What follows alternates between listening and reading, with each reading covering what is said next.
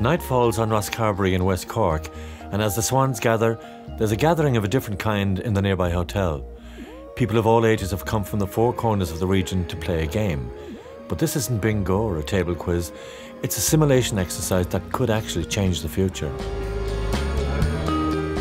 What is unusual about this exercise is that the people who've signed up to take part represent all walks of life, from town councillors and small businesses to artists and ecologists. And what is really exciting is that as they play the Future West Cork game, they begin to develop ideas and strategies that could actually become real projects in the future, with real money to spend. I'm here to try and plan for our future and to see what's going to happen to us.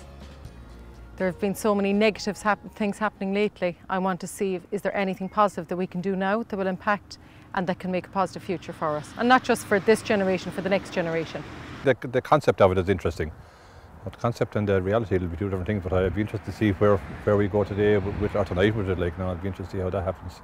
Well, I'd like to see people from the community coming together and to develop a shared vision. I think that's really the objective of those workshops. You know, you take a lot of time out to go to these things and sometimes you go away disillusioned.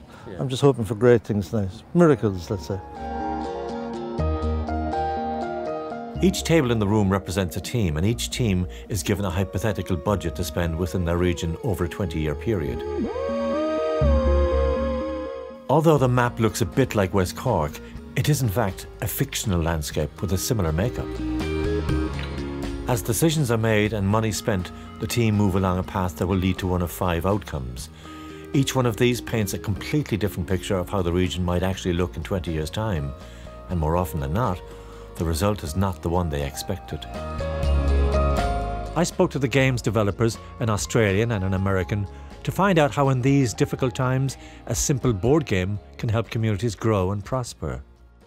So the game design is a simulation learning tool, and people play the game like they're pretending that they're running the world for a day, and they get presented by critical decisions they have to make. So it's a chance for them to practice decision making, and that practice, most importantly, the dialogue and the debate. So the game is like a little incubator to help people learn to do that, to test their skills in that, and ultimately to improve their decision making and their thinking about the future.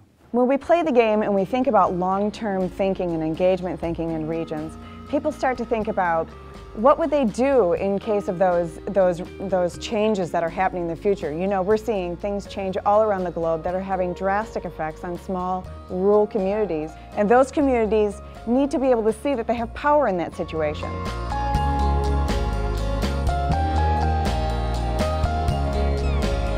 West Cork is synonymous with ecology, crafts, artisan food and culture, and it's no surprise that the organisation that has developed the successful fuchsia branding of the region is also behind this new venture. One of the things that I think has been apparent from the public workshops is the degree to which people really want to have that conversation and discussion, and they can reflect on their own experiences over the last number of years.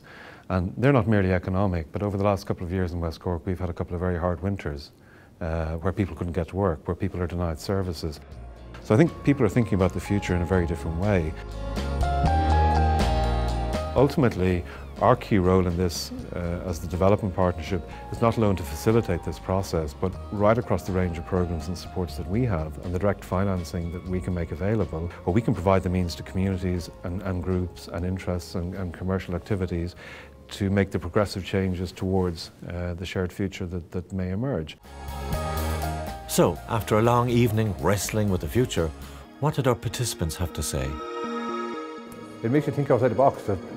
Certainly, there's a lot of people thinking outside the box. So, as I said, the jury's still out. I wouldn't be looking at it with rose-tinted glasses. Networking and partnerships and clusters are the way forward.